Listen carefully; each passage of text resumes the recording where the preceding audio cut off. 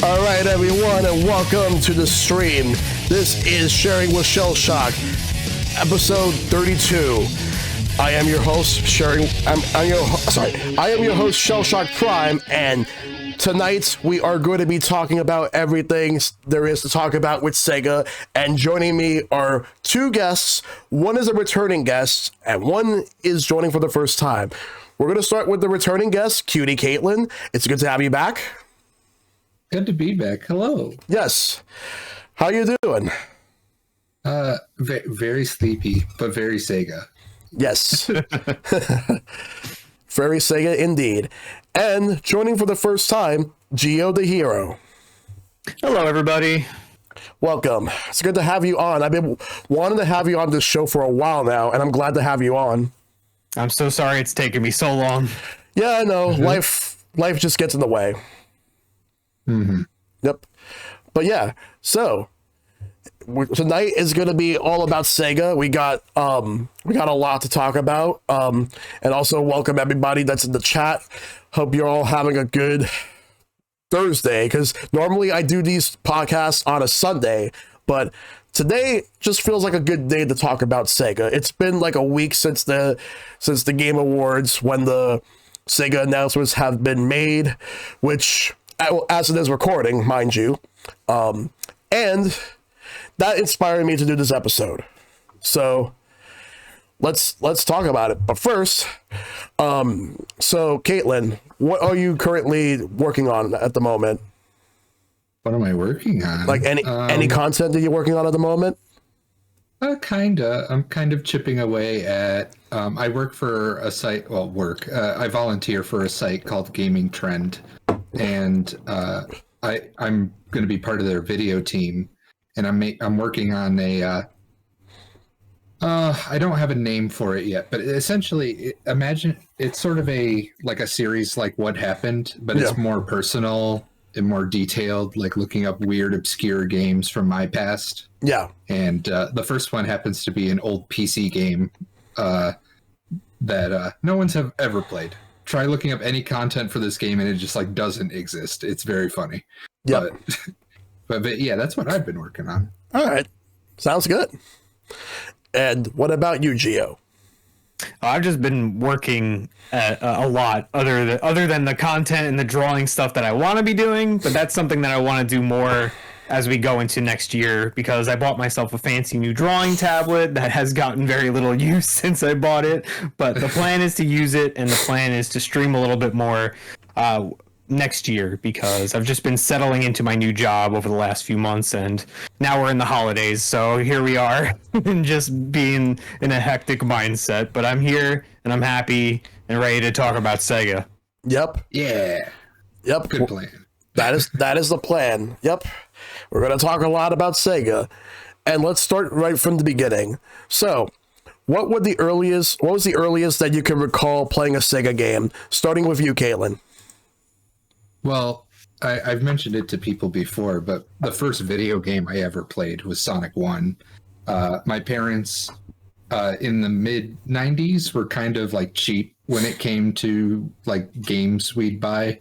So they, in 96, they were like, oh, here, 3-year-old, we're not going to get you the new hotness. We're going to get you a Genesis that's, $50 and comes with, a bunch of games that are much older than, the current era. Yeah. And they got me a game called Six Pack, and it was Streets of Rage 1, Golden Axe, Columns, and Sonic 1. And Sonic 1 is all I played. Yeah. So that's where I started with Sega.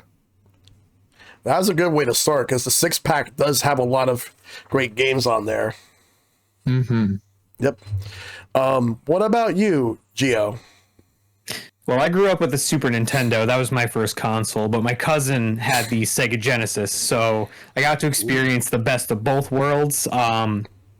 But it's funny because the way that I experienced Sega was always going over his house and playing Sonic. Probably Sonic 1, I would assume, is probably the first game I played on Sega. But he got Sega Channel at one point, which is the service that you paid for that allowed you to temporarily download like almost any Sega game that they had on their service and play it. It took forever to download because it was like an ancient service, but Yeah. I got to play so many different games that way, and I felt so lucky. So much so that nowadays in my adult life, I almost look more fondly back on my Sega interests than I do on Nintendo for like going back to old consoles. Yeah, that is perfectly fair. So for me, I've like my first experience with Sega was, I don't even remember what game this was, but I was playing a random Genesis game at my uncle's place. My mom just brought me over because she needed to stop by for a moment because she needed to drop me off because my mom needed to go somewhere with my dad at the time, and she took my younger brother who was a baby with them, and my uncle was just basically watching over me. And I remember he had a Genesis. I didn't really understand what I was doing with the game. It was like a game you're on a boat. I don't remember what it was. I don't even know if Sega made it, but I do know for a fact that it was the first experience I've ever had with Sega in general. But as far as a Sega game goes that I could absolutely remember, I would probably have to say Sonic 2, because that was when I got a Sega Genesis back in Christmas Day 1993, which is actually going to be 30 years ago, like real soon. Oh my god. Yeah. Oh man. And that year Christmas was on a Saturday, because when I remember, it was like my mom and dad just brought up all the gifts to the living room, and I remember I just couldn't wait to see what we were gonna get, because my dad was asking me questions on what I wanted, Super Nintendo or Sega Genesis, because they were gonna buy one or the other, and I chose Sega Genesis for one reason. There were two shows that were on at the exact same time that I was watching that pushed me to get a Sega Genesis. The weekday show, The Adventures of Sonic the Hedgehog, and the one on Saturdays, just called Sonic the Hedgehog, or as we like to call it, Sonic Sadam. So Yeah. both of those shows are what pushed me to get a Genesis first before getting a Super Nintendo. I did get a Super Nintendo later on, but I got a Genesis first between the two because I already had an NES. So, like, they were going to get me the next system. So Sega Genesis was the one. And it was a good time for me because, like, Sonic 2 was my first game because they got me a Sega Genesis that came with Sonic 2. The only problem is it only had one controller. We had to buy another controller separately at a later date so that my brother and I could play. Otherwise, we just had to share. And we were not really the best with sharing at first. but we made do. And I do remember Quackshot Maverick. I actually have played Quackshot, which is a Donald Duck game. It's actually a great game. I had that when I was a kid. I had Castle of Illusion, which was a Mickey Mouse game. Mm-hmm. Unfortunately, I did not own World of Illusion, which had both Mickey and Donald together. Because people talk about how on NES and Super Nintendo that Capcom would put out a lot of great Disney games. On Sega Genesis, Sega put out a lot of great Disney games, except for Fantasia. Fantasia sucks. It's actually one of the worst games. I played that. I played Revenge of Shinobi. I played a lot of great classes on Sega Genesis. And funny enough, the Sega Genesis was actually where like I got my first game that I got on launch day, Sonic the Hedgehog 3, Groundhog Day 1994. You mean Hedgehog Day? Yes.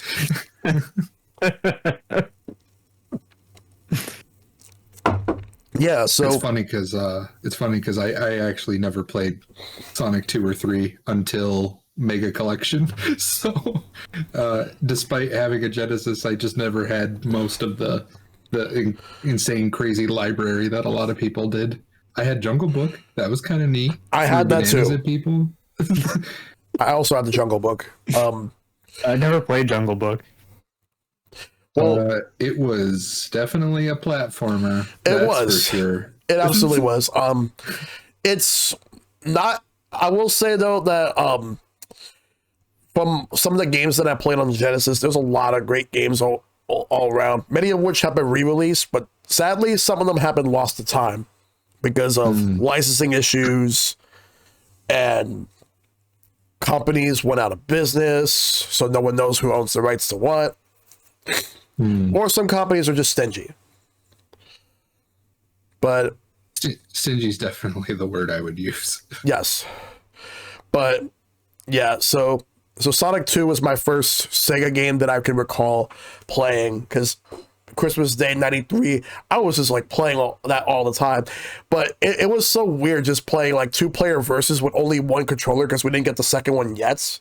And then like Sonic was able to move, but Tails was just standing there. So it took like I got Sonic 2 and then Sonic 3. And then after I played both of those games, my cousin got me Sonic 1.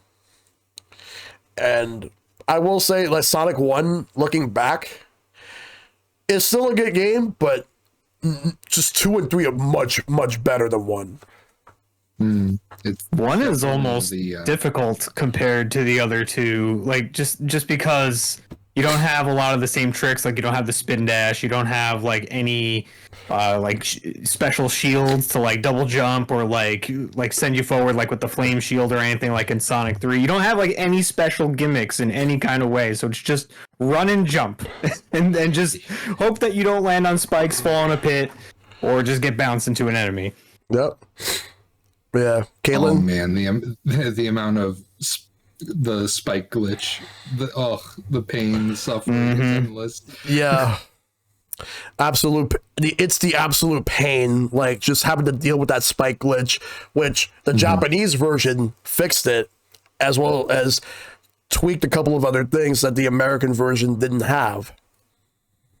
And thankfully, that change was carried forward into most other versions. The only time it didn't get fixed, quote unquote, is in certain collections. But yeah, but like in Sonic Origins, right? Like Sonic 1 is very much like the weakest of the 4 Sonic games of that era, right? But like it's still got a little bit of something to it, right? Especially when you do add stuff like the spin dash and whatnot, right? Like in the anniversary modes and whatnot.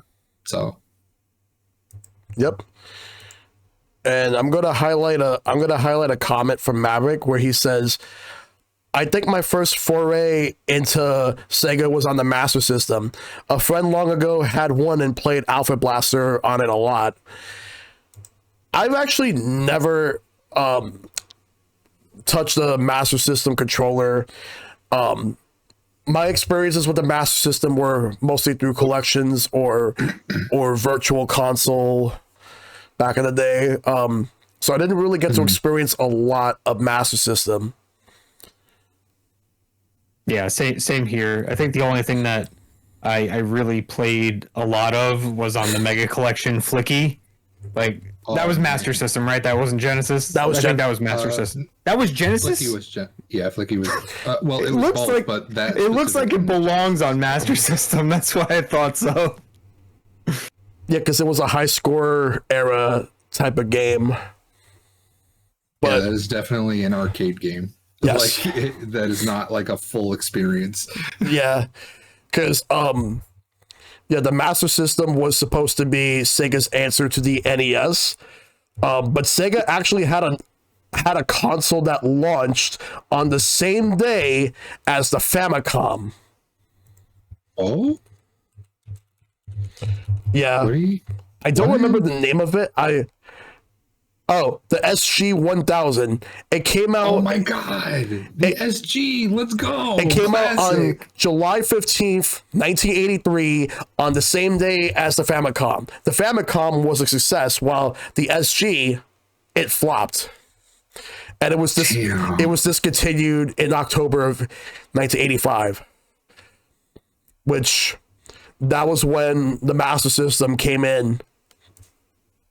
in Japan. We got the Master System here in the United States in '86. But here's the thing.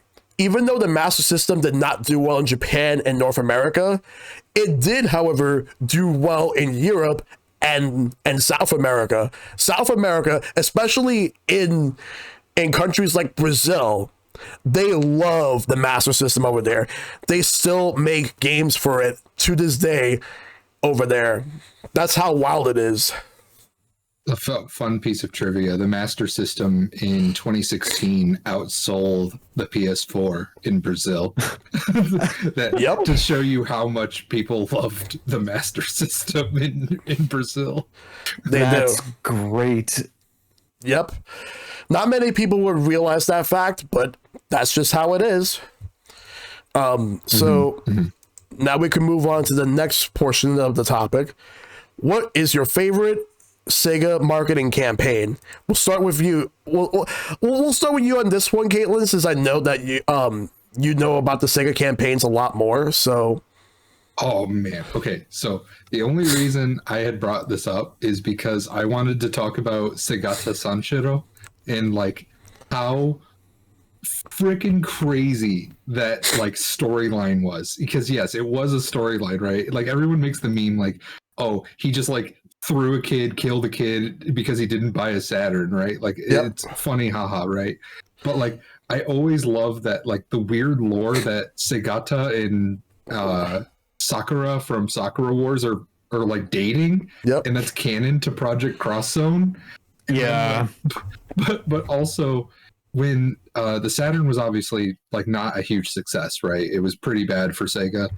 But the final Segata commercial was him defending Sega from a missile so that they could release the Dreamcast, and he rides it into space. It's so insane. Yep. And then they made a sequel series later where it's like his son takes over the role of Segata, and he's like a really cool, hip high school kid now. And it's funny. A very different vibe. Yep. It really was. What about you guys? What's some of your favorites? Let's see. You could think of any, Geo, because I have plenty.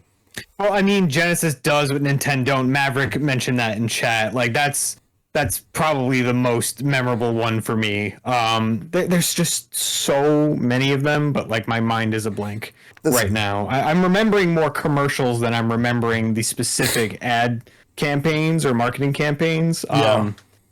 Like when Dreamcast first came out and they had Sonic Adventure coming out, the Japanese commercials, they had these like Sonic plushies of all the characters, and they were going on these adventures, jumping out of airplanes and being flung down rivers and waterfalls, and it was just the funniest thing to me.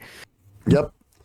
So I remember the commercials of like specific games in different eras, but not so much the marketing campaigns right at the moment. Yep. So there's a couple that I can remember off the top of my head. So for the Genesis era, like, yes, we do have the Genesis does, but we also had the whole blast processing campaign. One distinct commercial that I could easily remember with that, you have the Sega Genesis and the Super Nintendo side by side. They talk about how the Sega Genesis has blast processing, while the Super Nintendo doesn't. So they show off clips of Streets of Rage 2, Echo the Dolphin, and Sonic the Hedgehog 2 to demonstrate the speed of blast processing for Sega Genesis. And when they showed off the whole like games without blast processing on Super Nintendo, you want to know what's the game that they actually showed off? They showed off Super Mario Kart. They're just saying, oh, you look at this, Echo the Dolphin, Streets of Rage 2, oh, Sonic the Hedgehog 2, those games are cool and all.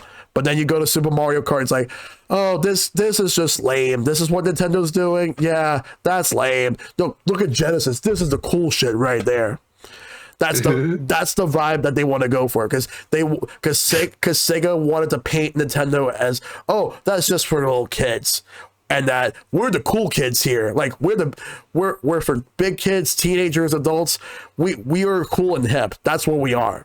That's that, like, trying to capture the what they call at the time the MTV generation, where all these kids would just go and play Genesis games because the type of games they have are cooler than what's on Super Nintendo, which I will say though that that's a different topic for a different day, but that's what they were going for at the time. And another marketing campaign was the Sega Dreamcast, because I remember the very first North American Sega Dreamcast commercial. It looked like some sort of a like a Japanese action movie. It was like a spy that infiltrated like a couple of headquarters. I don't remember what it was they stole, but I'm assuming it was something related to the Dreamcast. Oh. And then in the end, like, you see Sonic is like, "Hey, we got her," and then you see like all the Sega characters inside the Dreamcast, and they actually turned that into like a universe of sorts, where like there was so many Sega commercials with like all the Dreamcast, all the characters from Sega. Like you have Virtual Fighter characters, you have Crazy Taxi, you had Space Channel 5, yeah, and so much more. Like so many characters that were in the Dreamcast era of Sega, just interacting with each other, just casually, while advertising the games. And the campaign was called "It's Thinking." Oh, see, so I looked up this commercial because I had no idea what you're talking about. So it's like it almost looks like a trailer for a spy movie. Like yeah. It's crazy, but the spy is like trying to steal the Dreamcast. Oh, it was a Dreamcast, yeah. But the spy, by the way, is a Sony spy, and you could tell because her like little armband thing has the cross button, circle button, triangle, and square. So like it's her trying to stop the Dreamcast from happening, I guess. Yep. But they paint the Dreamcast as like Skynet. It's so funny. Yep. It really is. Like you just have the Sega Dreamcast being like this hot new item to get, and Sony is like, we're on top. We cannot let Sega take us down a notch at all. We can't let that happen. It gives me the same vibes as when Nintendo did that Star Fox 64 promotional video where love that video. Sega and Sony kidnapped the Nintendo rep because of Star Fox 64. That is one of my favorite videos. I was going through some old stuff the other day, and I've got the VHS in a bin. I'm looking at it right now. I love that video. Yep. Such a good video. That didn't they make more than that too? Aren't there a couple videos? Yeah, like because it was mostly like either Nintendo or Sega taking shots at Sony. Sony did not really take that much shots at either of them in commercials, aside from the Crash Bandicoot thing. But like, so like the thing is, Sega started all this. Sega was the one that started all like the calling the shots, like what Genesis does. But Sega Saturn era, I just gotta bring this up. There was a Knights commercial where they basically talked about how Knights is a game that you could only play it on Sega Saturn, and they say like you will not find it anywhere, especially not on that other system, which the system that they were showing off was the PlayStation. And then they just throw the PlayStation 1 off a building, like a skyscraper. Oh my god. And then the announcer was like, "Fly, plaything, fly. You're not ready." Oh my god. Yeah, I'm watching it right now. It's literally just the PlayStation. It's not like a fake bootleg one. They just drop it off a building. Sega was so edgy. They didn't care. They were willing to throw shade. Yep. True. They did another anti-PlayStation commercial, just showing off different Sega Saturn games while talking about how Sega has a huge arcade history and Sony does not. And how Sega Saturn has 3 processors while PlayStation only has 1. and it was the commercial had like, so what represents PlayStation in the commercial was you see a baby with the PlayStation as like his head. What? Yes, that was a commercial. That was a Sega Saturn commercial from like '96. Sega Saturn. I'm gonna look up baby commercial and see what awful thing pops up. If it doesn't pop up, it should just put plaything. You remember the Shinobi commercial? I forget which one it was, but it ends with like Shinobi's back. It's Yes. so silly. that I do remember that commercial. And there was also one other Sega Saturn commercial that I remember, which was it was another anti-video game console, anti-rival game console commercial, but this time it was about the N64, and they called it Pretendo.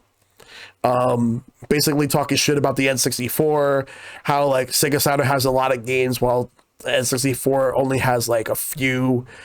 And then you would see someone launched the N64 into the sky, and someone shot and destroyed it. This was in a commercial? Yes. I don't recall this. The amount of competitor products they had to buy to destroy in these commercials must have been immense. This is incredible. That just shows how desperate they were, because while the Sega Saturn in Japan was successful, everywhere else in the world was not. Yeah, you know, I was thinking way back because since my cousin had the Sega games, he didn't have a Sega Saturn at the time, and I really wanted to play one. So I was almost willing to try and pester my parents to be like, "Oh, can we rent a Sega Saturn from Blockbuster so that I can play Knights?" And it's just like, if I had done that, it would have been so much money because they charged you so much to rent a console. Yep. Yeah, because that's how it was back then. Renting consoles was always fun, though. I did that. They were still doing it in the 360 era. Yep. Renting a 360 and Sonic 06 was how I experienced that game for the first time. Yep. Yeah, that was intense. I was like, well, I didn't buy it, so I'm not like upset, I guess. Did you love it? Was it your favorite? I'm gonna be real. I don't think that's the worst Sonic game. So I don't think it is either. I agree with you. So, you know, is it bad? Look, it ain't good, but you know, like it could be worse. Oh yeah, worse. Yeah. Seriously, yeah. So now let's move on to the next thing. And this was a big topic. How did you feel about Sega becoming a third-party studio? Was it surreal to you when you noticed Sonic on Nintendo, Virtua Fighter on PlayStation, etc., etc.? We'll start with you for this one, Geo. Okay.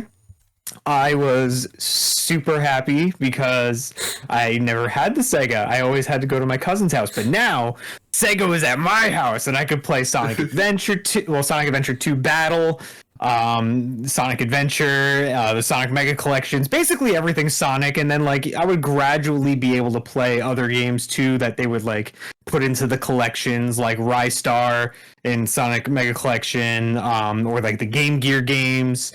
And I was just like, oh man, everything is going perfect for me now. I've got my two loves. I've got Sega and Nintendo on the same console. I was so happy. Yep, that's true. What about you, Caitlin? Yeah, so that's a thing, right? We briefly mentioned it pre-stream, but I was small babby. I was baby. I didn't understand. When I was 8 years old, that was just like, oh, okay, Sonic is on Nintendo stuff now. That's cool. Mm-hmm. I'll just play that there too, and not even realizing like the actual like insanity that it was at the time. You know, because that's the thing, right? Is like Sega was in dire financial straits at the time, and the only reason they like were able to pull that off is because who was it? I forget the name of the person, but it was basically like a Japanese businessman who was like super sweet and like loved Sega and like the company itself. And he was like personal friends with like their CEO or something, but he had passed away, and in his will he gave them like 80 million yen or something like that, and that basically funded them switching from hardware to software basically. And it was like they wouldn't have been able to pull it off without him. And like it's so crazy to me that we could be in a world where like Sega just doesn't exist anymore, right? But they were able to pull it off, and I'm so glad they did. You know, it's been surreal. I've always loved Sega on third-party stuff because, like you were saying, Virtua Fighter on PlayStation, Shenmue 2 is an Xbox exclusive, Jet Set Radio Future, Sonic Heroes was tight. You know that like. And Billy Hatcher on GameCube, like that was sick. PC as well if you were in Europe, because why not? Yeah. but yeah, what a crazy time that was. It really was.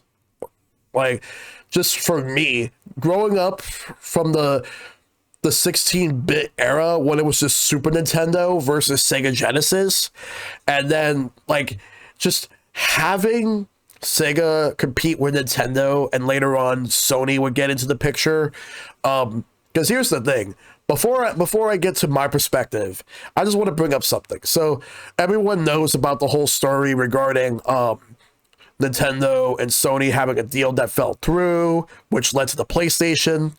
What not a lot of people know is that before Sony decided to go ahead with making the PlayStation, after the Nintendo deal fell through, they went to Sega. And their spiel was like that they didn't like Nintendo, and they knew that Sega was going to war against Nintendo in the console race. So the pitch was to team up and make this new console. They were going to handle the business side of things, and Sega was going to handle the games. And they were going to split profits 50-50, whether if they gain or lose profits, it will be split. Sega of America, the president, Tom Kalinske, he was on board with it. Sega of Japan said no. So the reason that Sega Japan said no is because they felt disrespected with Sony, saying how dare they pretty much were like, how dare they just try to come up with this deal, like they have no track record with video games. So they pretty much just pushed Sony away, which led them to make the PlayStation. On the flip side, Silicon Graphics also went up to Sega to pitch a console to them because they had this idea to make a new system, like a 3D based system. And Sega of America's president, Tom Kalinske, was actually on board. He actually liked the idea. Sega Japan said no to that too. So, you want to know what happened? Silicon Graphics, they went to Nintendo, which led to the Nintendo 64. Oh, wow. Yes. So what a wild chain of events that like changed gaming as we know it, you know? Because Sega was adamant that the future of video games was going to be the Sega Saturn. But what's funny is it also led to the 32X because Sega of America couldn't wait. They wanted something now. So they got the 32X, but Sega of Japan had no faith in the 32X because they had the Saturn. And that whole thing was a mess. But then it's like when the Saturn flopped, and then right after the Dreamcast came out, even though they did get some fans, there were a lot of fans that did not trust Sega because people were thinking, oh, this is just only going to last like a year, 2 years, and then it's just going to fade to obscurity and no one's going to take Sega seriously again. People had that mindset. So what happened was the PlayStation 2 came out. When Sony couldn't ship like as many units as they could, Sega was like, oh, hey, we still have the Sega Dreamcast. And then people were like, no, thanks. We're just going to wait for PS2. Mm-hmm. And then Sega, and in 2001, Sega was like, yep, we are not making any more consoles. We're discontinued. We're just going to release whatever games are still in development, and that's it. And the first time that I remember like finding out about this, I passed by, like I was just with my mom and my younger brother. We were just like walking around, browsing around like a neighborhood, just going shopping, and all of a sudden I passed by a store that had some video game magazines, and there was one that stood out to me. It was PSM. I don't know if it was PSM or Official PlayStation Magazine. It was one of those two. And the front page, it says Sega on PS2. And I just stopped. I just looked at it. I was like, what? Like, I was like, no, that can't be right. And then, but unfortunately, I couldn't get to read the magazine then. However, I read a different magazine that came out around the same time. I believe it was GamePro, because they talked about Sega releasing games on PlayStation, Nintendo, and the upcoming Xbox at the time. And I was just stunned. And I was like in my mind, so does this mean that I get to play Sonic on a Nintendo platform? Which the answer to that was yes. And I almost got a Dreamcast. I actually wanted to get a Dreamcast, but that actually stopped me from getting a Dreamcast. And that money ended up going to GameCube.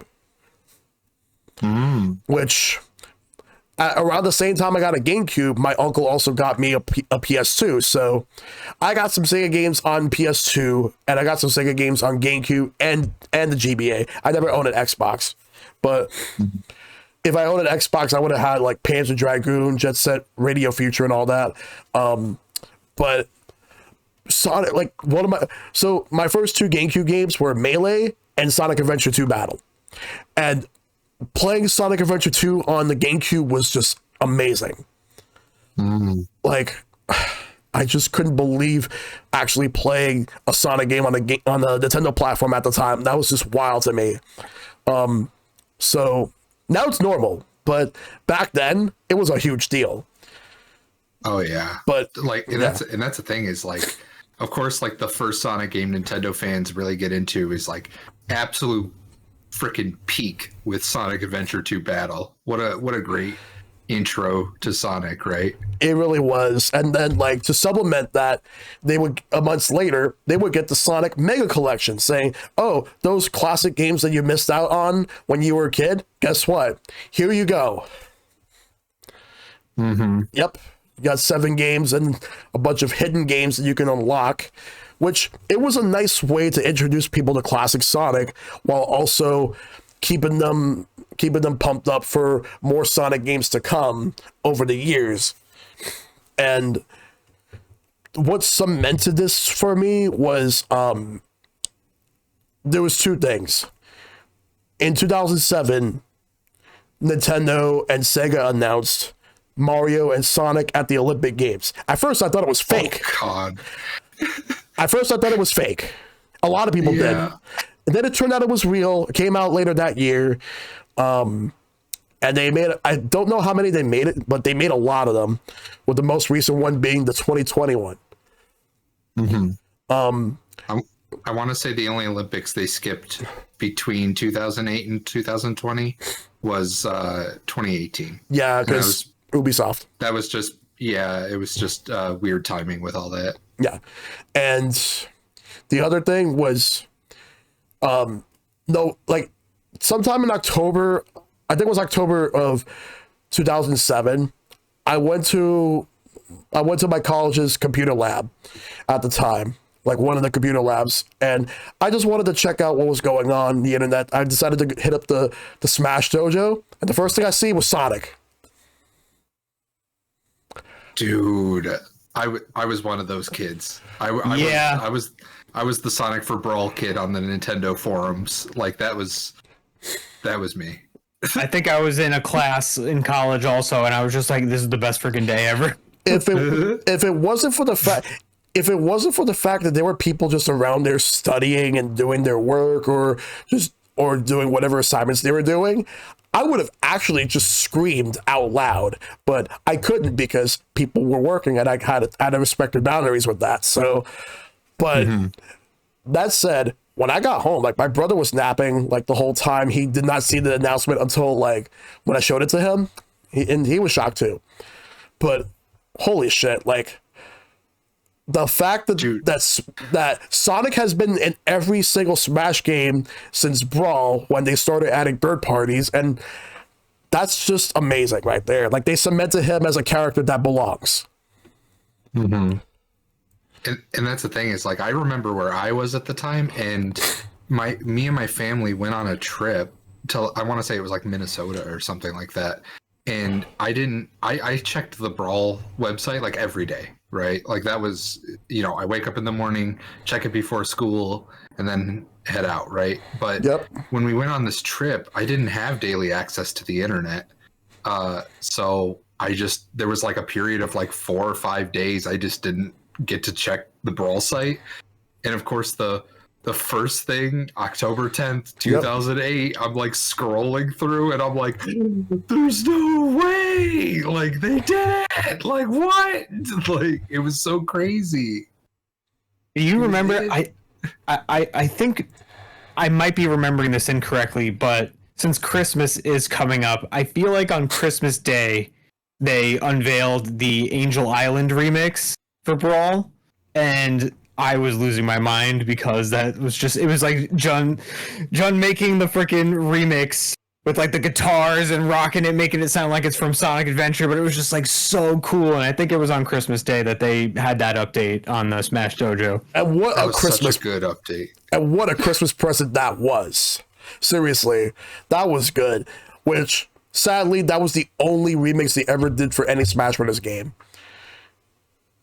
Don't hurt me. I know. Don't remind me. But anyway, but yeah, like, Sega going third party ended up being the best business move that they could possibly make at the time, because they almost died. Mm-hmm. Mm-hmm. And now it's like, they're trying to push for being like one of the more prestigious companies again. They want to win a lot of people back, and to do that, like, they're releasing a lot of fan favorite games, as seen at the Game Awards this year. They just showed off a lot of games. There were 5 games that they showed off, and that segues into the next thing that we're going to talk about. Are you excited for the new wave of Sega games as announced at the Game Awards? And how do you think they will shape up? Caitlin, you go first. I cried. I love it. I'm so happy. Because, like, that's the thing, right? The speculation leading up to the Game Awards was crazy, right? Because all we had was like that, what was it? That little postcard they sent out to a couple of YouTubers and like streamers and stuff.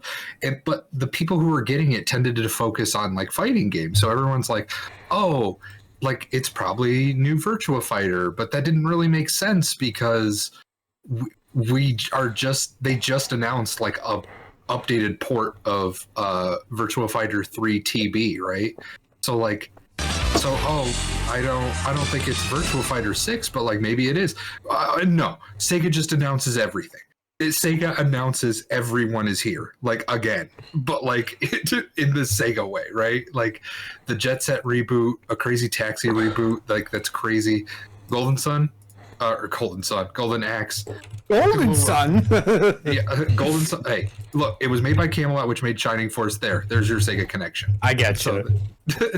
But oh man, that was so wild, and I'm so excited for the future, because that and more really got me thinking we're gonna get a lot of really special stuff. If the 5 they showed us was just like a teaser, like, what else do they have planned, you know? Yep. Seriously, yeah.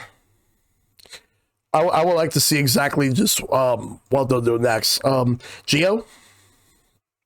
Well, obviously, I mean, you know that I'm excited for a new Streets of Rage game, especially because Streets of Rage 4 was just so good. But that's what has me a little worried about the new one, because now it looks like it's full 3D, and like I assume that you can walk around everywhere.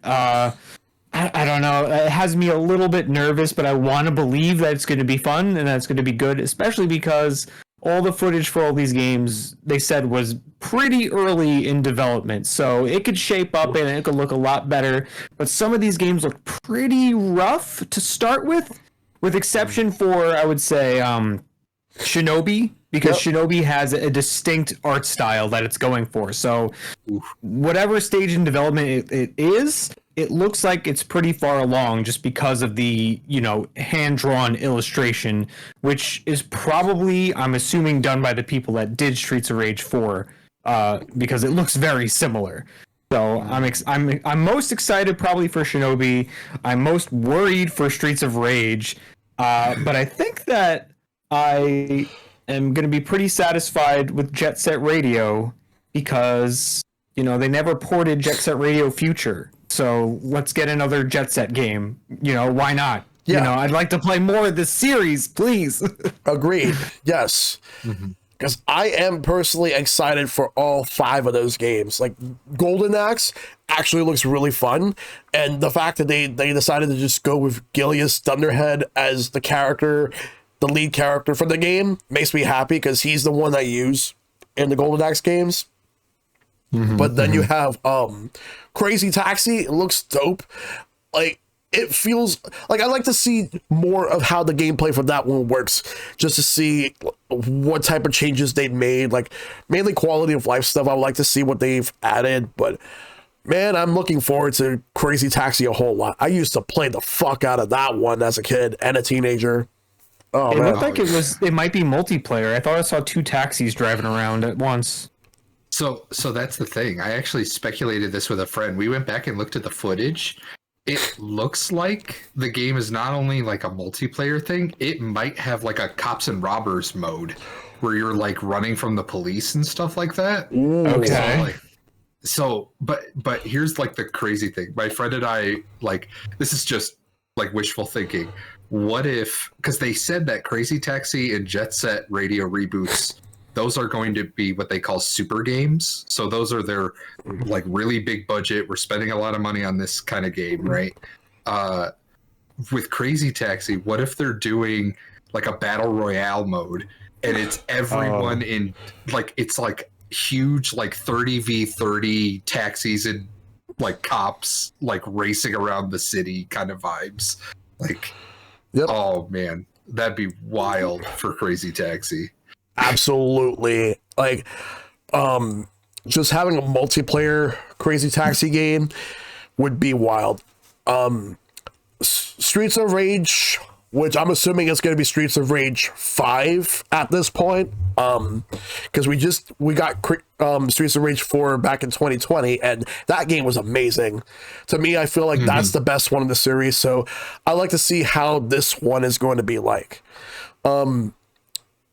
Shinobi is the one I'm the most excited for as well, because I grew up with the Shinobi games. Shinobi 3 is probably one of the best games on Sega Genesis. So it looks like it's from the same art style as like the Wonder Boy game as well as Streets of Rage 4. The same company, Lizard Cube and .emu. So yeah, I'm excited for that. And then there's what happened?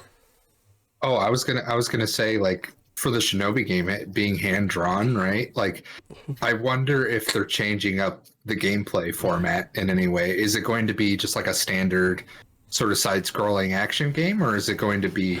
Some people are speculating it's like a search action game now, which would be kind of tight. But I wonder if that's like a direction people would be excited for with Shinobi. I'd be down with that. I would be down for that. And then you have Jet Set Radio.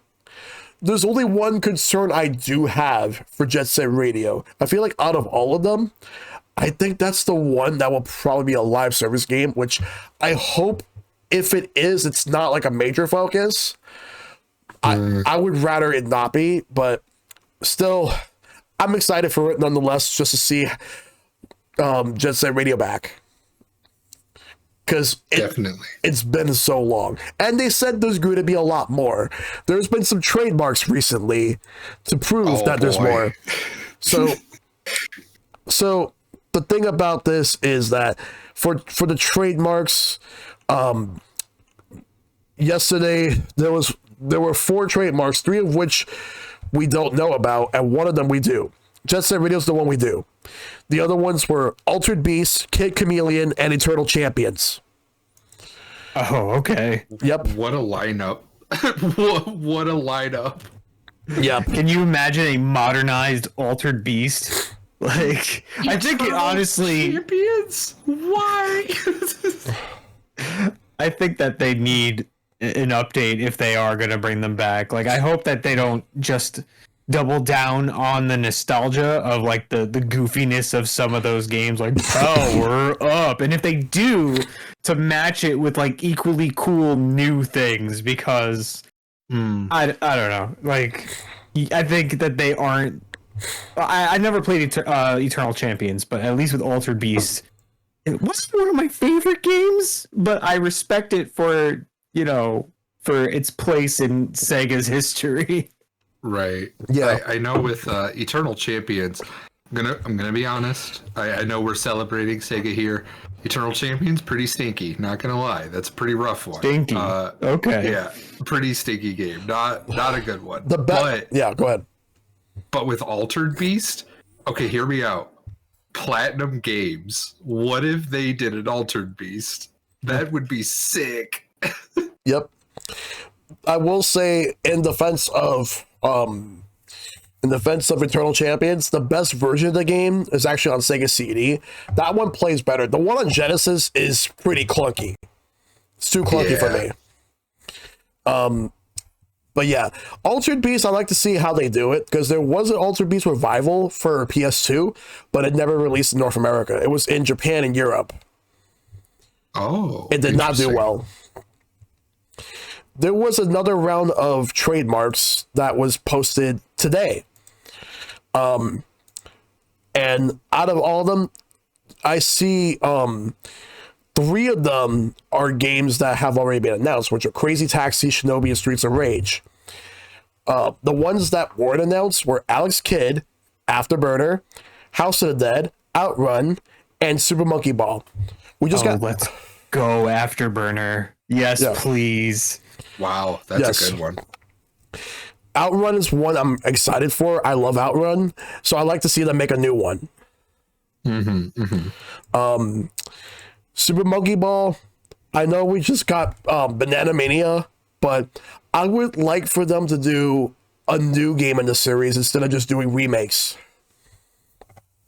Yeah, correct me if I'm wrong, the last 2 Monkey Ball games were just, Banana Mania is like sort of 1+2, right? Yeah. And Banana Blitz HD was just that, right? It was just that. Yeah, it was just that game, the Wii one.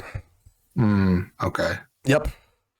A new Super Monkey Ball would be tight. I know my friend Cassidy would lose her mind to a new Monkey Ball game. Yep. And I know we just got the House of the Dead remake, but I hope that trademark will lead to a new game. It could just be like a House of the Dead 2 remake. That too. They already confirmed that exists. So Yeah. we already it know does? what's happening. Yeah. Yeah. Well, I'm behind it's then. Not out. It's not out, but it's happening. Yeah. But I could honestly see that being like a new game in the series. So I would be excited for that.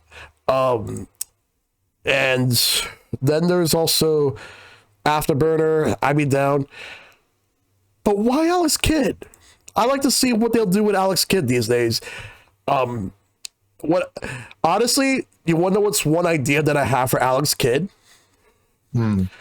I've thought about him being integrated into the Sonic universe, and he basically ends up like just being extremely jealous of Sonic, because Sonic pretty much stole everything from him. Oh, because he was initially Sega's mascot. Yes. Yeah. Yeah. And then it's like his time came and went, and then Sonic ended up being like the popular character, the one that Sega went for. So I don't know. Like, I don't know what they could do with Alex Kidd at this point. So well, they did have that remake that was beautiful art, but I feel like the game wasn't really touched up enough from the original. Oh, that's right. Yeah, that's true. Yeah, I was about to say, I thought Alex Kidd did just get a remake recently. Yeah. Yeah, it looks so nice, but like when I tried it, I didn't like the feel of it. I don't know if it changed with like an update or something, but I think because it was too closely tied to the original game, it just felt like difficult to play or like rigid in some kind of a way. Yeah. I just don't know like what they'll do with Alex Kidd. But what I'm hoping for is for other Sega games, like I would like them to remake Panzer Dragoon Saga, because that game on Sega Saturn is expensive. Yeah, that one would be cool, because I don't think that's ever gotten re-released in any way, right? Nah, and that one needs a remake. There's like plenty of Sega Saturn games that I feel like, considering Sega Saturn emulation is not the greatest, so the only way to bring these games back is to rebuild them from scratch. Mm-hmm. That makes sense. Unless it was a game that was multi-platform on that and on PlayStation, which for Sega games, that's not the case. Right. So they'll have to recreate a lot of these games. Because I have one that I would like them to bring back. I would like them to make a new Shining Force. Ooh. Or even like a new Phantasy Star. Not like Phantasy Star Online, but Phantasy Star of like the original classic RPG style. I want one of those, like a new one. Yeah. Or a remake and just beautiful graphics. Whatever, but like a new one would be great. Yeah. This isn't exactly what you were asking for, but like back on the PS2, Sega for some reason just went crazy with like arcade game era remakes, and two of the remakes they did were Phantasy Stars 1 and 2, and they were called like Generation 1 and 2 respectively. And though if you look those up, I think they both have a fan translation, and they're like absolutely gorgeous. Like they're beautiful, like sprite art and everything. But I don't know, like a modern Phantasy Star that isn't just like an MMO that'd be ideal, because I played the first Phantasy Star about a year ago, and that was a lot of fun actually. Phantasy Star 1 does have its fun moments, but some of those games are a little bit old in some ways, but Phantasy Star 4 is the one I feel like that holds up like as one of the great RPGs. Like, when you compare it to like some of the great Super Nintendo RPGs, I would put Phantasy Star 4 like right next to it. Oh, nice. Also, it looks like you have a raid. Yes, I do. Thank you for that. Yo. Welcome Everyone. We're talking about Sega right now. And did they... Oh, speaking of, actually, hang on. Didn't they announce... I'm going to look this up. Because I played the game earlier this year. Have either of you heard of Sorcery Saga or Mado Monogatari? I've heard of it, but never played it. No, I've never heard of it. It's where Puyo Puyo comes from. Yes. This is the RPG series that spawned Puyos. With Arlie? Like Arlie's the main character, I guess, in that? Yeah, Arl. Arl, sorry. No, it's okay. But like it's a dungeon crawling RPG, and you play as her like climbing a tower and like solving quests or puzzles and stuff like that, right? I think recently they announced that they are teaming up with because Sega bought like the Puyo Puyo characters and stuff, but the name stayed with Compile, the original company, and they just went off and did their own stuff with it, right? Yeah. But I want to say recently they announced like a new Monogatari game with like the original cast and stuff like that. I'm gonna look into that, because I'm gonna like lose my mind if that's real. That would be cool. Yeah, because I thought Compile went out of business. Oh no, they're hanging in there. They're around. Yeah. They're hanging in there. They're hanging in there. They're here. They're friends. Yeah. I felt that if any company were to take over Puyo Puyo, it made sense for it to be Sega. Like, I've always associated Puyo Puyo as like Sega's puzzle game, just like how Nintendo has like Dr. Mario or Puzzle League, and then you have Tetris, but Tetris transcends everything. So Puyo Puyo. Okay. I looked it up, and yeah, Compile Heart, the current company, is collaborating with Sega to do a proper revival of the Monogatari series. Nice. So that's and it features Puyos and Carbuncle and that weird like human armed fishman. Like it's all in there. That's awesome. See, there you go, everyone. Sega does bring back classic stuff. Don't complain anymore. It's all good. Yeah, except there's one thing. There's besides Shining Force, people also asking for Skies of Arcadia. Oh, that's fair. One. Yeah, someone mentioned that in chat earlier, and I forgot to like call attention to it. Yeah, I saw Ben mention Skies of Arcadia earlier, and yeah, that's one that people are waiting on the most.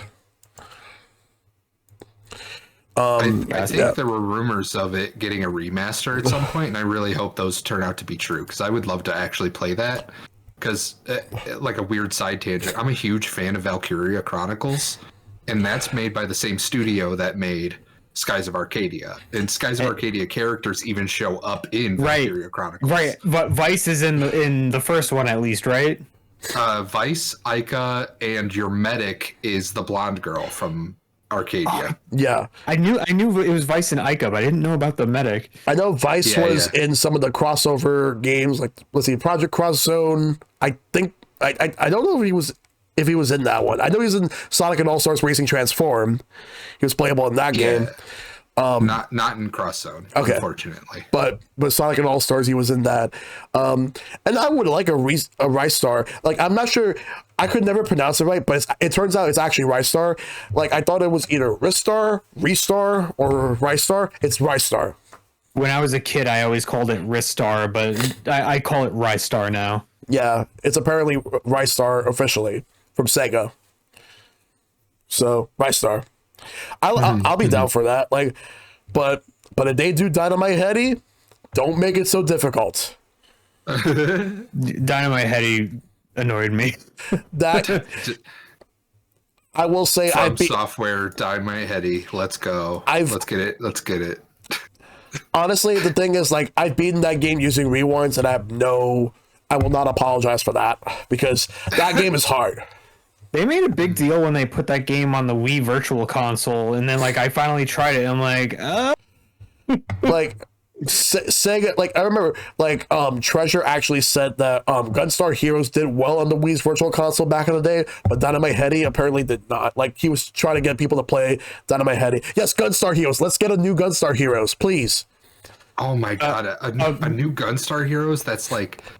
Imagine it's like a third-person shooter, but it's like crazy action and almost like Vanquished or something like that. That would be awesome. Technically, they had a second Gunstar Heroes on the Game Boy Advance, and it had some new advancements to like the combat in some ways, and it was fun. So it would be cool if they could bring it back. Oh yeah, Gunstar Superheroes for the GBA. I never actually got to play that one. Same. It had some fun additions to the combat. There was a beat 'em up that Treasure did with Sega for Sega Saturn called Guardian Heroes, where it's 6 players. That game is amazing. It was only ever re-released once on the Xbox 360 back in 2011, and it should have been re-released on other platforms. It's a great game. Highly recommended. The problem is if you're gonna get it, the only way you'll get it right now is through 360. So at least I believe that's backwards compatible on the Xbox One and Series X. I feel like you could see some inspiration from Guardian Heroes in Castle Crashers because of leveling up in between stages and like getting experience but from fighting things, but like having it be a beat 'em up type of formula. Yeah. Yeah, but that was a fun game. I didn't play it all that much, but like it did have like that really cool, cheesy, like animated intro, and all the different types of characters you could play as, and even a multiplayer mode where like you can play as, I think, not just the regular characters, but also the enemy characters, and just like fight each other. Oh yeah, like in the chat, bring superheroes to NSO. Yes. Like I forgot that they could actually do that if they wanted to. Yeah, Sega, bring all your GBA games over, except for Sonic the Hedgehog Genesis. That one can stay away. No, bring it back. That one's funny. No, anyway, but I digress. Anyway, so now let's go into the next part of the topic before we go to the community questions. How much has Sega influenced your overall taste in gaming, Caitlin? Oh dear Lord.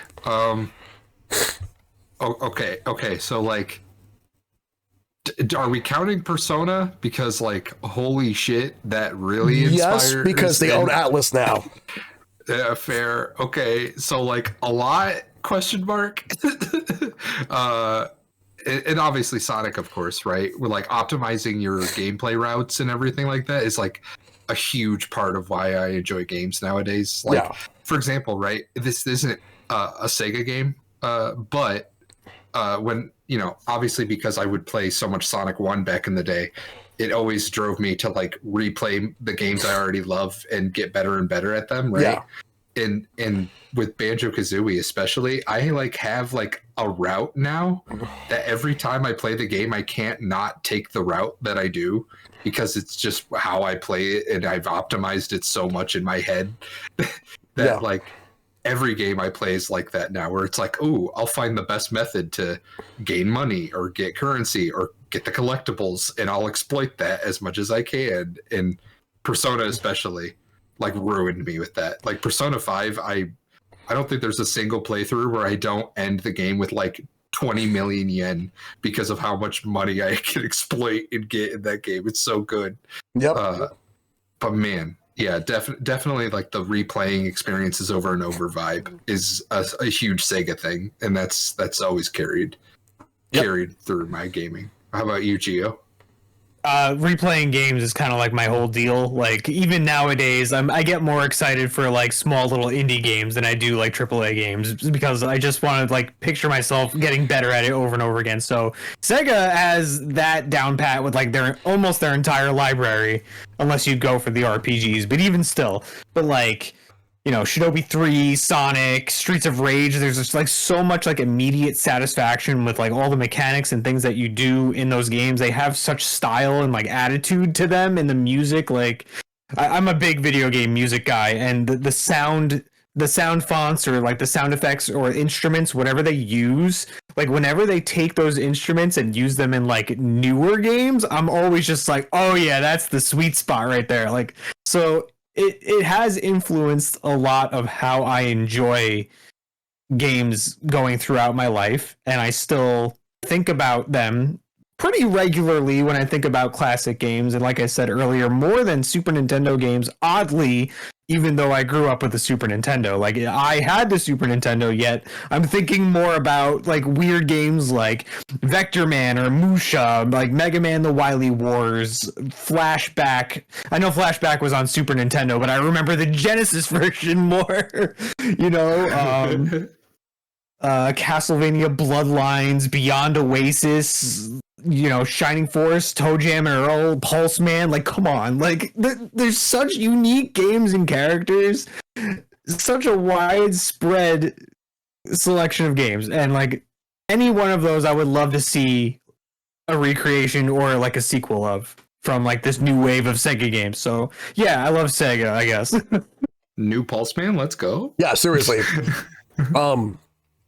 Yeah, like Sega really influenced my taste a lot. Like how Nintendo influenced my taste in gaming, Sega has also done the same a lot from like my childhood up to now. Like there's always going to be a Sega game that I'm interested in. Plus, it's going to be something that I'm going to get interested in soon enough. Like I'm going to start getting myself ready to get into to Yakuza / Like a Dragon real soon. Ooh, love those. Yes. But before I decide to play those games, there's a series I would like to get into before that. Shenmue. I've never played Shenmue before, but I've heard I heard they were called classics.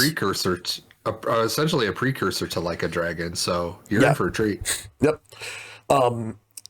that and like just the type of games that they would release give you that arcade feel, even if it's not a direct arcade port, but they try to make it feel like a different type of arcade game, but at home, giving you that experience.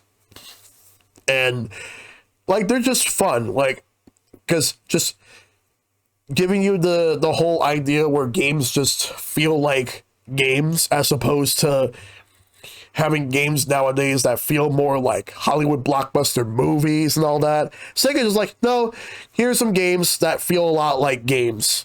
Like here's like Afterburner, here's Outrun, here's Crazy Taxi, Sega Bass Fishing. I could go on and on. Yes, I name drop Sega Bass Fishing. Of course I'm going to do that. Fuck yeah, Sega Bass Fishing. Let's go. I'll even name drop like all those licensed Jurassic Park games that they've done, like where you sit in the car and you just shoot with the light guns. Because like playing light gun games like House of the Dead, especially House of the Dead 2 in the arcade, that one was dope. Oh my god, dude! House of the Dead 2 on Dreamcast with the light gun. I played that all day, baby, all day. Absolutely. I love those games as well. I loved everything. And also, real quick, Mr. Ben says, so, real funny story.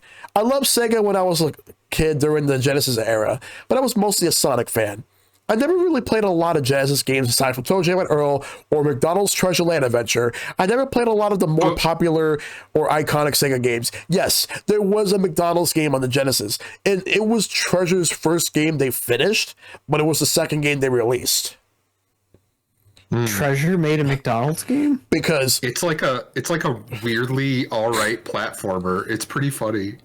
And the thing is, they only agreed to make this game because it was just so that Sega can agree to publish their games.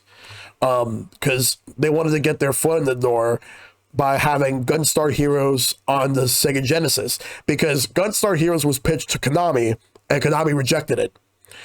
Because Konami was that was basically a Konami move right there. So yeah, what was Konami's loss was Sega's gain. They wanted to release Gunstar Heroes first because that was their signature game that they wanted to make their debut with, and then McDonald's was the second one. It's just they finished McDonald's first because that was an easy game for them to finish while they were still working on Gunstar. So, in the end, it worked out for them. Like they would work on making licensed games just to get some money, so they could make more games, which it works for them. But Treasure was a good partner to Sega. Like Sega had a lot of good partners over the years, but many of which have since moved to like other companies. Like they had a company called Sonic Software Planning, no relation to Sonic Team, which later became Camelot. Because they made the Shining Force games, and then when they left, they ended up working with Nintendo to make Golden Sun as well as the Mario sports games. Like that's the thing, like because like companies you associated with Sega just moved away with other companies. Just wow, how things work. But yeah, so my main thing is this: Sega just wants to make games fun. That's all they wanted to do. And it was always fun. So that influenced me a lot. Fun is infinite. Let's go. Yes. So it's time for the community questions. So let me scroll right to the top. We're gonna go with Squire. Given the and more at the end of Sega's new game showcase, what IPs do you reckon could be in the cards for the company to bring back alongside what we've seen? We technically answered some of that, but we can elaborate a little more into this. So Skies of Arcadia is definitely the big one. Oh, for sure. I think it would behoove Sega to have another big like turn-based RPG series that isn't, modern day Japan. Yeah. Yeah, true. Yep. Well, what do you guys think? I would like to see. I mean, obviously, the main ones are on the screen, but other ones, on the screen for the trailer that we saw. But Yeah. the other ones, I guess, like I really just want like a new Phantasy Star game made in the same type of way as like Phantasy Star 4. That's what I want. I like Phantasy Star Online, cool, it was great. It does better than the classic Phantasy Star games, but like I'm always gonna have a special place for Phantasy Star 4. Just the storytelling with like the manga style panels. Yep. To draw out all the characters, the snappy music, the sci-fi aspect of it. You start on like a planet and it looks like a wasteland, but then you get in like a Land Rover, a spaceship.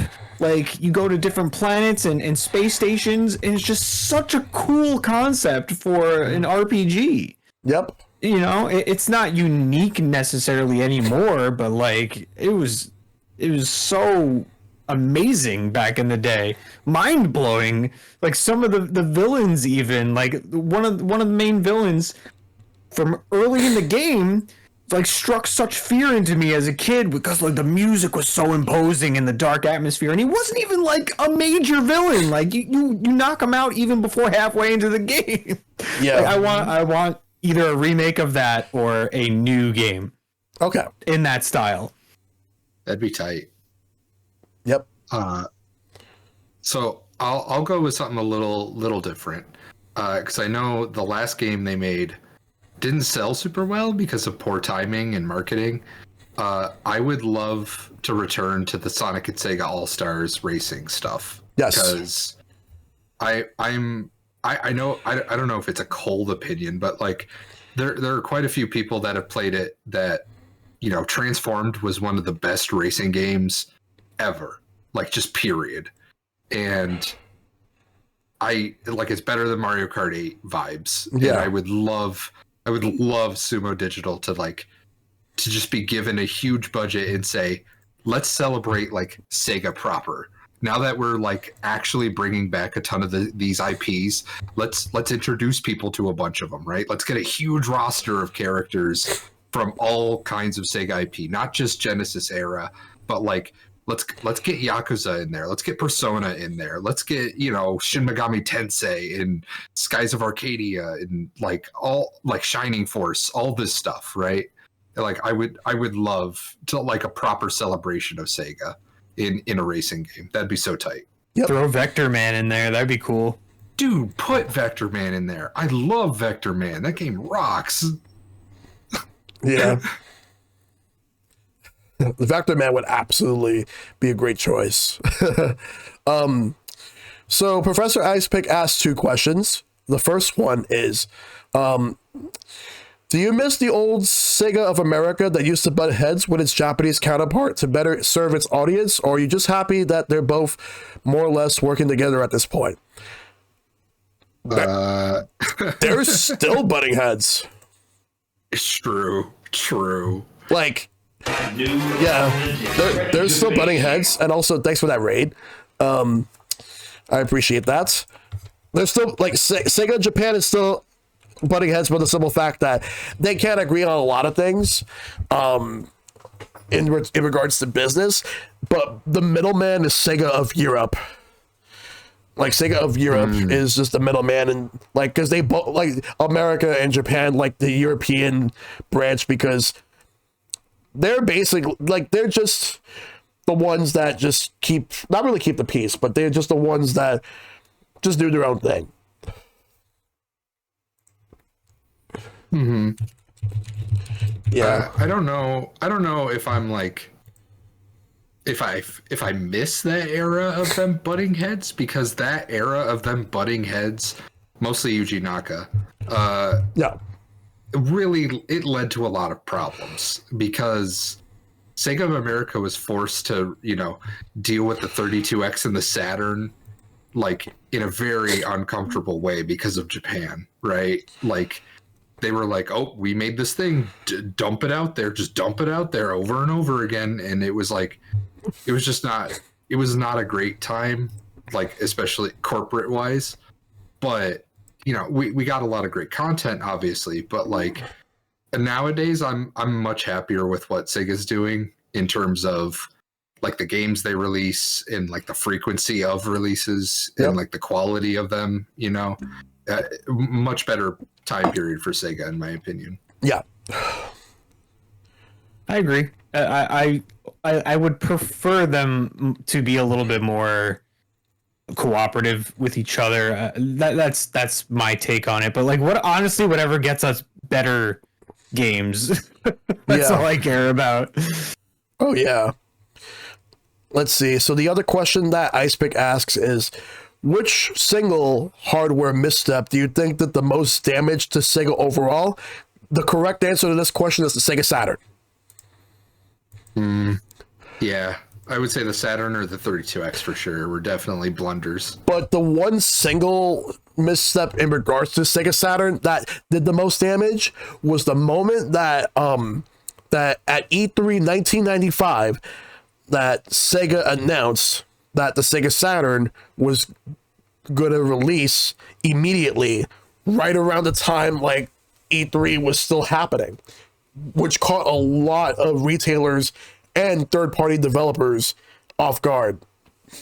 Yeah. Like KB Toys was one of the retailers in which that they refused to carry Sega consoles because they felt like that some retailers were played favorites like Toys R Us. So they boycotted Sega. That did a lot of damage. And then to add insult to injury, Sony in their press conference later just like the CEO just walked up on stage just says $299. And that was a mic drop right there. Yeah. Yeah. They got pretty roasted right there. Cause like the idea of shadow dropping a console is like crazy, right? Like that's not feasible at all. There's no marketing.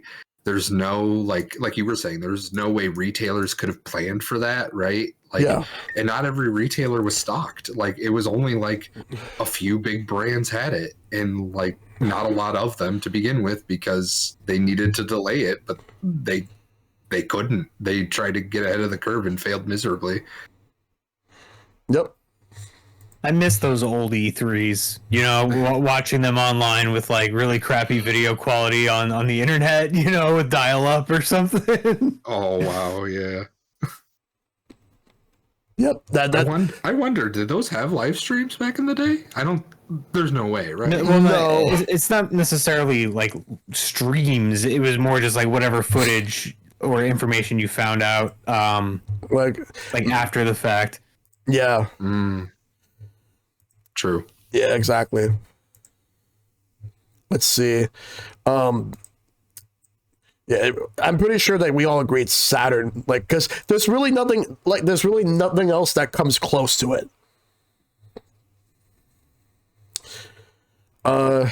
So you guys are okay with going to the next question?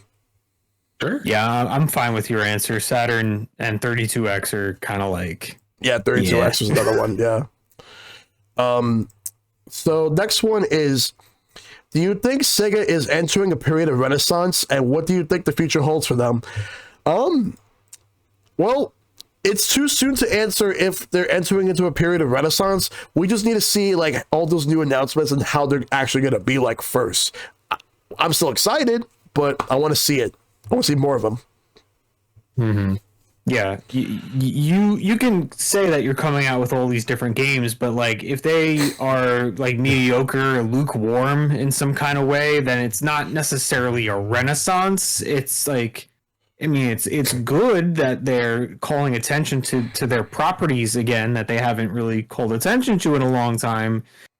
But at the same time, like if they don't make any kind of an impact or share like the same kind of energy or attitude or like whatever the old Sega like made these games have such a reputation of, then it's just going to be like, okay, those games came out and they were fine, you know. Yeah. So I hope that they put effort into them and they try to like keep the same vibe while trying to modernize when they can, like quality of life when they can. Yep. Yeah, that's the thing is like if they don't deliver on the quality for those games, it'll be awful. Like I'll feel real bad about it because these are all like really beloved series. They mean a lot to a lot of people, and if we get like mid-tier or worse games, then like I don't know how. I don't know if I'd call it a renaissance. I just hope these are all great because so far so good, right? But like, but we only have 6 seconds of footage each, so right now it's we promising. Get something really cool. Yeah, it's promising right now. So we'll see how it goes. Mr. Ben asks, which Sega IP are you most hoping they would bring back or remake, remaster, and why is it Skies of Arcadia? I mean, we gotta have Skies of Arcadia to come back, but if I have to go with a different answer, that's not Skies of Arcadia. Why don't you do a remaster of Resonance of Fate? I've never played that game before, so bring that back. That exists. Oh, wait. Yeah, it got a PS4 like 4K re-release. Oh, I must have missed that. Yeah, trust me, most people did. Yeah. I've got 2 other games. Beyond Oasis, I think, would be great to come out with another one because they did have a second one on the Saturn. That is one game that I was excited to play on the Saturn, but I never actually got a chance to play. But I would like to see a new Beyond Oasis. And then one that a lot of people never talk about, and I question if anyone's ever heard of it. Have you ever played Ranger X? I've heard of it, but never played it. Ranger X is like the coolest freaking 2D side-scrolling mech game with like the most amazing soundtrack. I think that bringing that back in some way would be great. This looks sick. I'm looking it up now. Sick. This looks sick. It's sick. Play it. Oh my god. This is made by the people that ended up doing like Code Veronica and Shenmue. Like they helped with those games. That's okay. Hang on. Is this going to be tight? I'm mad at you because now you introduced me to a thing I'm going to love. Okay, I accept this burden. It's fine. Yep. There is a game that I kind of want to check out. There are 2 games. There's one on Genesis and I believe one on Dreamcast, but only in Japan. It was an action game called Rent-A-Hero. Oh, Rent-A-Hero. Let's go. I don't know that one. It never left Japan. It was an action RPG. It was from the development team AM2, Yu Suzuki's team, the same team that's known for Outrun, Virtua Fighter, Daytona USA, which Daytona USA, mind you, I fucking love that game. Bring that back to Sega. Bring that back to. That's another one right there. Daytona fucking USA. And while you're at it, give me Sega Rally Championship. That's another banger right there. Great, amazing soundtrack. I fucking love it so much. Oh my god. He's going crazy. Someone stop him. He's going to make every Sega game. Yes. Will into existence, Sega. You gotta fucking do it. Oh man, if there's a lot of Sega games I would love to get remakes, but I'm going to cheat a little and pick an Atlas game. I want nothing more than Revelations Persona to come to the modern era in like a big way. I don't want Final Fantasy VII Remake Revelations Persona Edition. I don't want that. I want, like, you can make it like a 3D game or whatever, right? But like, I want a turn-based game that has like full voice acting and it's the original story, like the Snow Queen quest, and like update it with like new visuals and all that. Like, even something as simple as like just like a remaster that's like just cleaned up version for all platforms. I'd take that. I don't care. But like, I'm a huge modern Persona fan, right? But my second favorite Persona game of all time is Persona 2 Innocent Sin. So like, I love the classic ones just as much. but I would love even more if they were cleaned up a little because, you know, mid 90s RPGs on PS1, you know, weren't always, you know, a guaranteed quality. So especially in localization. So Yep. I will say this right now. If Sega announces a brand new Daytona USA, 20 gift subs on me. oh jeez. 20 gift subs. Didn't they make a new one and it's like an arcade exclusive right now? Yes, but they can't call it Daytona USA unless they get the license. But it has to be Daytona. Like, they have to have Daytona. It can't be like a different name. But yeah. Otherwise, I'm going to think it's a different game. Anyway. Fair. Anyway, so let's see. Maverick asked, what Sega game was your first ever game to play? I did answer that, but Sonic 2. Sonic 1. I think Sonic 1. All right. Destiny asks, if you were given the opportunity to either make, change, or undo a decision that Sega made, what would it be and why? Well, oof. Jesus. That's going to be difficult because as much as I would like to undo the damage they've caused with the Sega Saturn, here's the thing. Who knows what type of future they would have if they did make the right moves with the Sega Saturn, but what if they fucked up somehow and hurt them even worse than what happened with them? Who's to say? Because remember, you could change the path. Like, if you change the past, it alters however the future is going to be, for better or worse. That said, if I just had to change one thing, well, the main thing that I would probably change is the fact that I think that Sega Saturn should have just had been built differently than how it actually was. I would have actually made it a completely different console where 3D was as much of the focus as 2D was, because 3D was pretty much tacked on with the Sega Saturn because it was meant to be a 2D system with cartridges, but then like they decided to go with CDs as well as 3D because they wanted to compete with the PlayStation. So I would have made the Saturn a different console. And also easier to program too. Yeah, that would have been the major benefit, right? I think what would have helped them is if they didn't focus on arcade experiences, because by the mid to late 90s, arcades were very much dying. So I would have strengthened third-party relations.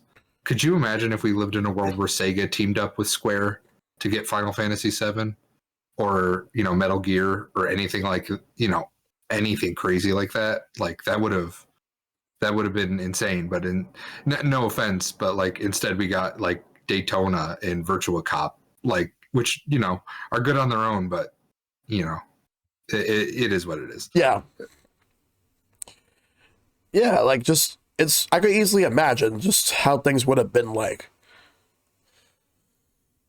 I guess I wish that the Dreamcast maybe came out a little earlier so it didn't compete as much with like the PS2 or something, like because it got destroyed by it. True. Yeah. It's like the Dreamcast had some pretty good games, and the controller with like the little screen on like the memory card was a neat idea. I guess it just didn't catch on as well as some other consoles. Yeah. I will say that the other question that Dragon asked, we already answered it, which was, if I could ask another, were you a Sega kid growing up, and how much did it affect you when they went out of the console business? We pretty much talked about what happened with that earlier on. So that question was already answered. But Son has two questions. The first one is, outside of Sonic, what Sega game or thing from Sega had the most impact? Right now, Yakuza is making a lot of impact. Good game. Yeah. Good series. I could, yeah. Yakuza is the one that I keep hearing about the most, and that's the series I haven't tried yet. Yeah. Ooh, you should get on that. Those are good. I bought them within the last year during some sales, but I have not tried them yet. Ooh, very excited to see what you think of those. Because that's the thing is like the first technically 7 games, if you count 0, are like the 3D beat 'em up kind of games, right? With like a focus on like intense crime drama. And then their shift to a turn-based JRPG is so funny, and like they even justify it in the story. It's very, very funny, but like it's still like really gripping stories and cool characters and stuff. So hope you like those. The RPG ones, as an RPG, do they work well with combat?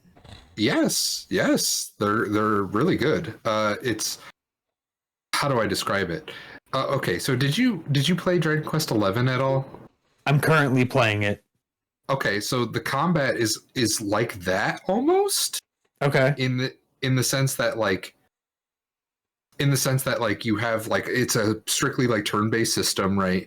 But the main gimmick is that you can swap classes like between battles, like a Final Fantasy game, right? And each class has its own set of like skills and like abilities that all like have, one of them's like, for example, like a waiter class. One of the moves you have is like shaking a champagne bottle, and that does like ice damage to the enemies and stuff like that. It's very funny. It's like almost like a Earthbound for adults. It's very fun. Yep. That sounds good. I mean, it sounds like a huge departure from the regular beat 'em up style, but like if people are liking it, I'll be excited to try it one day. Yep. I think what the people were able to warm up to it is because they didn't throw away the beat 'em up stuff. We still get Like a Dragon Gaiden, which is still very much a beat 'em up. We still got Like a Dragon Ishin, which was a remake that takes place in like a feudal Japan, right? Like that was cool. And then the Judgment games, like those are still super beat 'em up style games, even if the storytelling's different. It's that flavor is still around, so it's not like they just threw it all away, which is nice. Yeah, indeed. Let's see. Let's see. Do you guys have any other games you could think of that made an impact that's not Sonic? I mean, let's say anything less than Persona changed my life, I guess I could go with oh, you know what? This is pretty funny. We can thank Nintendo for getting me into Valkyria Chronicles, because every review of Codename Steam mentioned how it's just not as good as Valkyria Chronicles. so I enjoyed Codename Steam, but then I was like, oh man, that everyone kept saying this Valkyria thing's kind of tight, and then I played it and I was like, oh whoops, it's one of my favorite Sega games now. Guess I'm just gonna love this forever. Whoopsie daisy. Yep. You wrote in chat earlier, all your base are belong to us with Zero Wing. Yes. Zero Wing is really cool. I very much enjoy like the concept of that game, how you could kind of like grab ships and like toss them at other ships with the tractor beam. Yeah.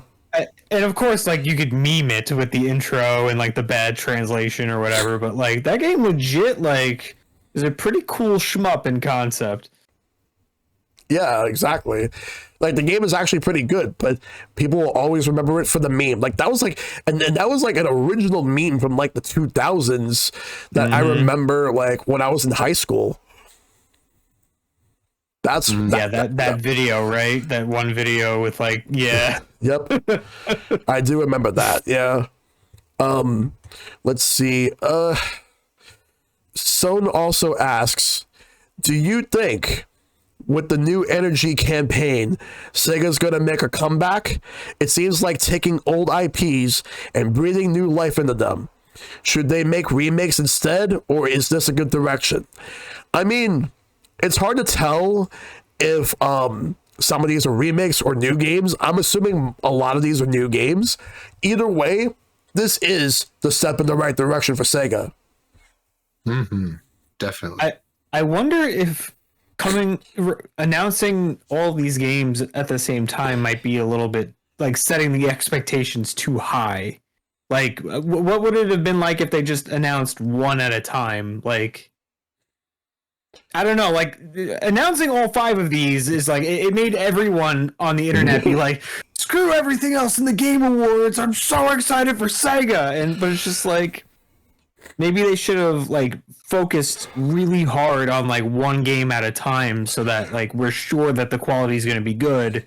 Because right now we're not 100% sure. Right. Right. I was gonna say like I think it would have worked. Like everyone would have been just as excited if we got just Jet Set got its own trailer and it was like a minute and a half long, right? Mm-hmm. Like because supposedly that's the furthest along in development, judging by some of like the leaks we've seen of that game that date back a couple of years. So I feel like we could have gotten something cool there on its own, but like I think they just really wanted to emphasize that like, hey, we've heard people kind of gripe about Sonic, Persona, and Yakuza, that's it. And it's like, no, they do make other stuff. You just you guys don't buy it. You didn't buy the new Sakura Wars. That's your fault. Like, Yeah. Though. Yeah, I hope people buy these games because it would be a shame to generate all this excitement for people to be like, maybe not. yeah. Yeah. Let's see. The last question comes from my buddy DM, also known as Gray54 in the Discord. Which Sega game is your favorite and why? Hard for me to say. Hard for me to say, really. I can't answer that. I can't. Very hard question. You mentioned so many games, you know, like it would be easier if we could pick like maybe a top 3 or a top 5. Yeah. You know? For me, the worst part is I can pick a number 1, but I feel bad because it's my favorite game of all time. Just Do period. Yeah, Persona 4. Yeah. There you go. Yeah. So go right ahead. That will never not be my favorite game of all time. I'm alive today because that game exists. It changed my life. It means the world to me. But like, there's so many good Sega games. So like, I feel bad that I'm just like, here's my favorite. Bye. Like, I was talking to a coworker like a week ago, and he phrased a question in this way, and so maybe we could participate in this together. If you were stuck on a deserted island and you only had 5 Genesis games, which ones would you take, or which ones would you want? And that doesn't even necessarily mean that they have to be your favorite. Which 5 would round off the types of gaming experiences that would keep you entertained on a desert island for the rest of your life? Ooh, that's a good one. For me, I definitely want to put Sonic 3 and Knuckles on there. Yeah. If I'm allowed to put them as one game. Same. Because Sega could. I would. So yeah, you should.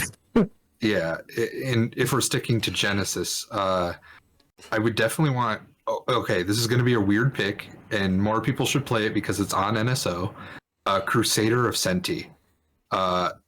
It was made to be like a not competitor for Link to the Past, and instead it like turned out to be like a really cool action game, like an action adventure game where you talk to animals. Yep. Very fun. Yep. Oh man, what else is there? If you wanted, we could open it up to other Sega consoles. I was just saying Genesis because I was thinking Genesis. Yeah. Oh, if you open it up to other Sega consoles, I'm just gonna play fucking everything, bro. Like that's. I would definitely be down for Virtual Fighter 2 for Sega Saturn is definitely up there for me. That game is amazing. I would also go with Crazy Taxi on Dreamcast, Jet Set Radio on Dreamcast, Sonic 3 and Knuckles, and I would go with Shinobi 3 Return of the Ninja Master for Sega Genesis. I share your opinion on Shinobi 3. It was so good. Yeah. I'd probably do. I mean, we're repeating some of the same ones: Sonic 3 and Knuckles, Shinobi 3, Phantasy Star 4, Streets of Rage. I'm gonna jump to a different console now. Streets of Rage 4. Yes, Streets of Rage 4. And there's so many good ones, but I guess I'll do a oddball one. Afterburner Climax. Ooh. Afterburner Climax was an arcade game, but they put it out on PS3, and then they never ported it to anything else, and I've been sad ever since. Yeah.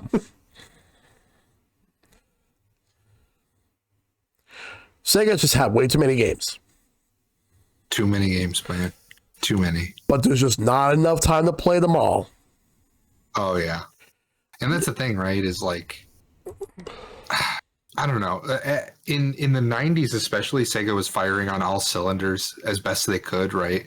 And obviously that didn't entirely work out for them, but like there was just so much creativity and new stuff always happening all the time, right? Like we've mentioned a lot here, like, oh, stuff we want to see come back, but like that era of Sega making brand new stuff is kind of long gone, and I'm okay with that because like what they're making now is still good, but like I don't know if we'll ever have like a Sega like renaissance in the sense of like a bunch of brand new IPs, you know? Yeah. Yeah. Mm. Yeah. It feels like that would be pretty far-fetched to happen. It wouldn't happen. Indeed. Right. Like one of Sega's newest IPs is like Bayonetta. Like that's a new IP for How them. did I go like nearly 2 hours without talking about Bayonetta? Probably because they only really did the first game, and then Nintendo like co-owns the other ones. Yes, that's true.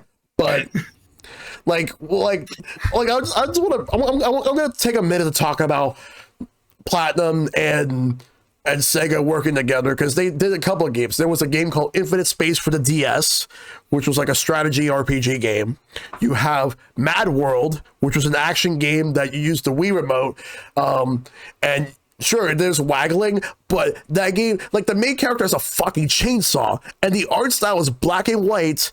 They're trying to go for the whole Sin City thing, like Frank Miller style. By the way, fuck Frank Miller. Anyway, that game is amazing. The problem is the game was short. It felt like Sega, it was Sega's God Hand, like God Hand for the PS2 from Capcom, but in Sega style. We have Vanquish, we have Anarchy Reigns, and then there was also Bayonetta. Bayonetta's the one that people remember the most. Mm-hmm. Though now more people associate Bayonetta with Nintendo than Sega, so that's another story. So if I ever do like a Nintendo episode in the future, like a general one, I'll talk more about Bayonetta there. But Bayonetta 1 was from Sega. But yeah, please bring Mad World back. Give Mad World another chance. Don't let Anarchy Reigns be the one that leaves that negative stain in the legacy. Because that game was kind of mixed. We have some answers in the chat too. They focused on mostly Genesis because that's how I initially phrased the question. But Toe Jam and Earl, Vector Man, Crackshot, which was mentioned earlier, Road Rash 2. Road Rash is a really fun one. Yep. Oh, Road Rash, yeah. Back when EA cared about gameplay. That's a hot take right there. Anyway. Hey, they did Dead Space remake this year. I'm happy. Okay. That's all I needed. Yeah. That's true. I want to play that. Anyway. So good. But yeah, that's gonna do it for the podcast. Yeah, Konami used to be a better company back in like those days. Like they were at their prime in the NES era. Super Nintendo and Genesis, they were still good, but like they were slowly like becoming a completely different company around this time. It was like when PS1 and 64 Saturn, they completely changed. But yeah, but that's Konami. Anyway, that's going to do it for the podcast. That was a good episode. I appreciate the both of you coming through. So, Caitlin, where can we find you? Twitter.com. Twitter, not Twitter. anything else. At KutieKatelyn with K's, because I love my branding. TM. And then I guess Twitch as well. I don't stream as much. I do plan to start VTubing. The artist I hired to do my VTubing stuff went through some life stuff, but yeah, you could check me out. I'm a Sega girl. That's what I do. Yes. I'm a Sega girl.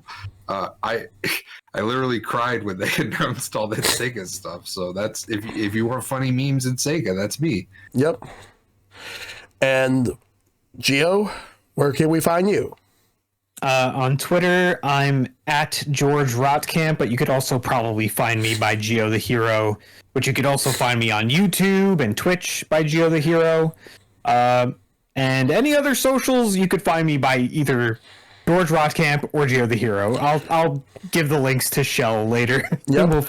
we'll figure it out.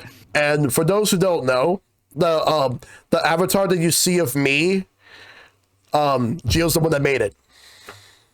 Mm-hmm. Again, I still thank you for that. I will eventually be asking you for more soon. I really like the avatar that I did for you, and every time I see it, like, I'm always happy with that experience. It was a very good, very fun illustration to make. Yes, thank you for that. So as always, you can find me on every single social media platform you could think of at ShellshockPrime, where I do daily streams from Monday to Thursday with the occasional weekend streams. Just not this weekend. I'm not streaming this weekend because I'm going to be busy this weekend. But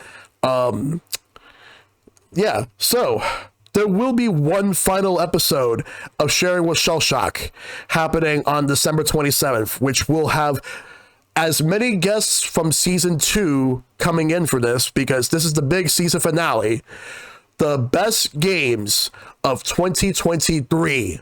So December 27th at 8 p.m. Eastern, I will be contacting all the guests, and the format's going to be completely different. There will be no community topics for this one because this is going to be a long one, but it's going to be a big one. I will definitely keep everybody posted soon. So stay tuned for that. So take care, everybody. Thank you so much. Yep. Bye.